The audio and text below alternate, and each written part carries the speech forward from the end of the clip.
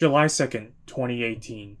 It was the 52nd minute and Japan had just scored again against Belgium, and now the score was 2-0 in Japan's favor. They seemed primed to move on to the quarter-final, a historic result for the Samurai Blue. That is, until disaster struck. And in the 69th minute, Jan Vertonghen headed in a goal, and the floodgates opened. The game eventually ended with Japan still at 2, but sadly, Belgium had scored 3 goals to win the game. This real-life soul-crushing defeat for the Japanese national team sets up the stage for the hit new soccer manga and upcoming anime, Blue Lock. So, what is Blue Lock about? Well, Blue Lock is a fictional manga set in Japan during the aftermath of the 2018 defeat to Belgium. It follows a promising high school striker, Yoichi Isagi, as he participates in the titular Blue Lock program, which is a training program devised by Jinpachi Ego, and it's also Japan's solution to trying to win a World Cup. And this program sets out to try to create the ultimate striker, one capable of leading Japan to victory. Forming the foundational philosophy of this training program is the idea of creating an egotistical striker. But what exactly is an egotistical striker? And does this egotistical philosophy transfer to the real world? Are top strikers necessarily egotistical?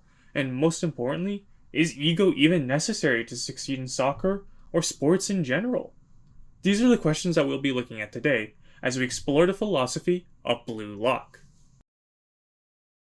So, what is an egotistical striker, as defined by Blue Lock? Well, to understand what the manga means when it describes an egotistical striker, I think it's important to understand the general context the manga is set in. And by this, I mean, I think it's important to try to understand the current Japanese philosophy of soccer, as shown in the manga and in real life, and to show why Jinpachi Ego thinks Japan needs an egotistical striker. So, in regards to the Japanese national team's tactics in the real world, Tifo Football has a fantastic analysis of the 2018 Japanese national team's playstyle. And to give a brief summary of that video, in 2018, Japan played with a possession-based style of soccer, one that focuses heavily on quick passing and team-focused play, and it had a heavy reliance on the midfielders and fullbacks to control possession, while the front four also played their own roles. So, in short, Japan's playstyle was heavily team-focused, with each player being a specific cog in the machine that is the Japanese national team. The sentiment is also echoed throughout the manga, with Henri Terry from the Japanese Football Association noting that Japan has a passing style, and Jinpachi Ego noting that Japan has a heavy emphasis on sticking to fixed roles in their gameplay. So given that we know Japan's philosophy is very role-oriented, Ego's philosophy stands out even more. We see that he believes that soccer isn't centered around the team, but rather the individuals involved, and specifically the strikers in the team. And this leads to his philosophy of an egotistical striker.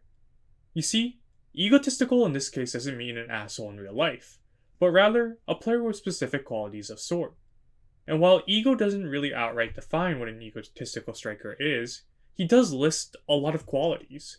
And among these qualities, a few stand out. These defining qualities are that an egotistical player is someone who treads a path of winning or losing everything every single day to keep on surviving. They are someone who, rather than do what was best for their team, had the tenacity and courage to pursue their own will, and they are someone who thinks of everyone else on the team as supporting them. And so, when looking at these qualities, I think a central theme emerges that helps to define what an egotistical striker is. And I think that the central idea that the manga is leading towards is the idea that an egotistical striker is a self-centered striker that always believes they are or can be the best player in the world, and that they always strive to be that best player. And this theme seemingly fits with all the qualities we mentioned before.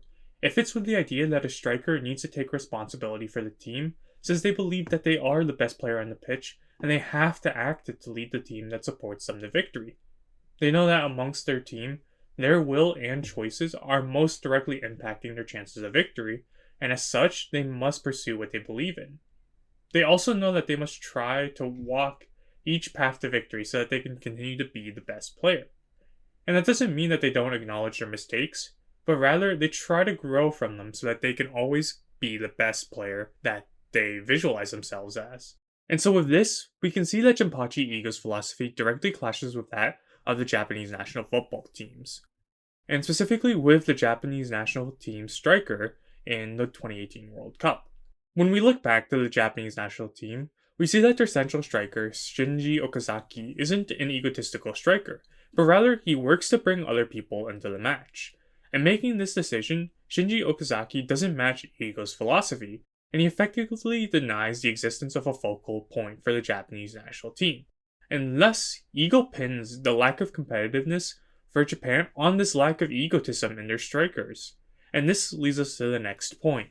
Is egotism necessary for a striker to succeed in soccer? According to the manga, the answer is obviously yes, with Jinpachi Ego vehemently pushing egotism as a deciding key factor for a striker's performance. But is the answer the same in the real world? Well, if we want to look at whether or not ego is necessary to succeed, I think it's vital to look at the current top strikers. And so usually when we think of the current day top strikers, we think of people like Ronaldo, Messi, and Zlatan, all three of which are and have been exceptionally prolific goal scorers. But are these players necessarily egotistical?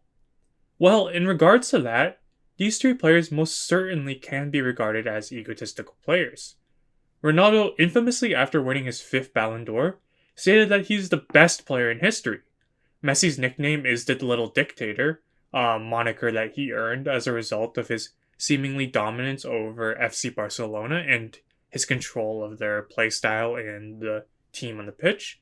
And Zlatan, well, we all know Zlatan's antics. Who's the best striker in the Premier League right now? For me, I like a striker that makes the difference. Lukaku is strong. He's more the physical player that scores a lot of goals. Aguero is good. You didn't say yourself. I was expecting you to say me. Lions, they don't compare themselves with humans. Even players like Lukaku and Lewandowski, their respective top goal scorers for Serie A and the Bundesliga, have demonstrated egotistical qualities like that of what Jinpachi Ego has described. But even though many of these top world-class strikers have been regarded as egotistical, is there any research that seemingly backs up Jinpachi Ego's claim that strikers need to be egotistical to succeed? And so, while we haven't really found much research that directly shows a link between quote-unquote egotism and soccer performance, we do have research that suggests that self-confidence has been shown to be significantly correlated with skillful sports performance. And this has been reaffirmed by many different studies, including a study done by MSU professor Deborah L. Feltz, or a study done by psychologist Pamela S. Hyland and Bonnie B. Bennett. We also have testimonials from key figures in the soccer world. Bill Beswick, a former sports psychologist who has worked for Manchester United in England, cites that ego is very powerful and can be the driving force behind performances. And Mike Ford, a former director of football for Chelsea, has stated that you need a high level of confidence and self-belief to perform. And that is what we characterize as the ego. Even Jose Mourinho, the current manager for AS Roma and one of the greatest modern coaches, has expressed how he loves players having a certain amount of ego, having recently stated to his team in their loss to Inter Milan that the greatest defect of a man is a lack of balls, a personality. Yeah, and so with all of this evidence in mind, it definitely suggests that having at least a certain amount of ego is necessary for a striker to succeed. But soccer is a sport played with 11 players on a team, and so how does having an egotistical striker affect a team? Well, this leads us to our next point.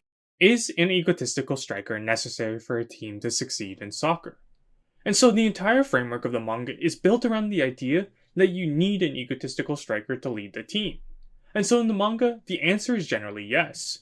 And so while Blue Lock itself acknowledges that, yeah, some of the top strikers of the day still haven't won a World Cup, Jinpachi Ego believes that the foundation of a team can only be built for the presence of a true egotistical striker.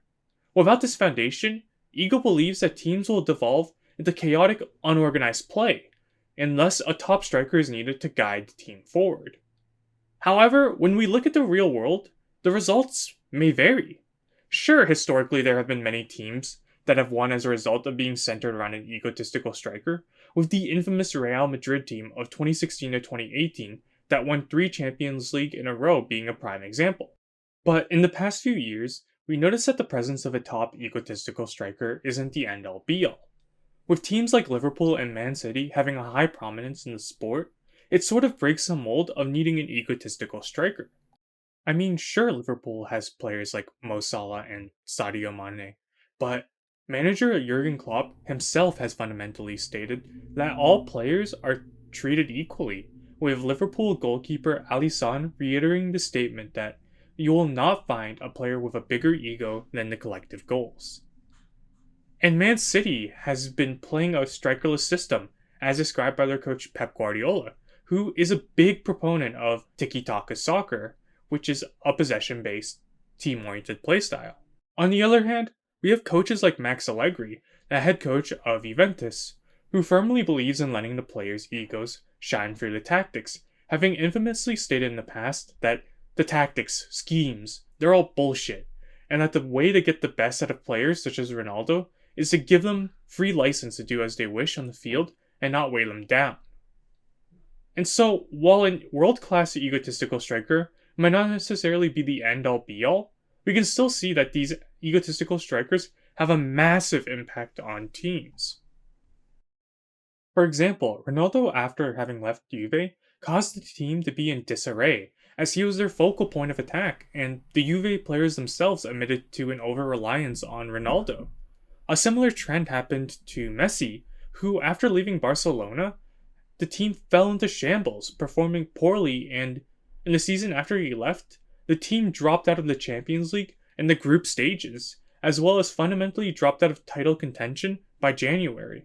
And so, while we do see that an egotistical striker can have a positive influence on a team, we also see that some teams manage without them. And so, at the end of the day, we can't really exactly quantify how much an egotistical striker impacts a team.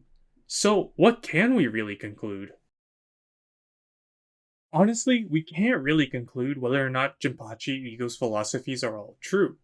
We don't know whether or not having an egotistical striker is the clear solution for what would make the Japanese national team a world-class team. But we can definitely see that Ego's philosophy that the top strikers do possess a certain amount of egotism is fairly correct. Regardless of whether or not all of the philosophies of Blue Lock are true, it definitely is something exciting to think about, especially with all the big personalities and teams that we have in modern day soccer. And even if it doesn't turn out to be true, it doesn't take away from the pure enjoyment that comes from reading Blue Lock. And so I'm super excited for this anime to come out in summer and to see how they adapt this vision. So yeah, thank you guys all for watching, and please let me know what you guys think in the comments down below.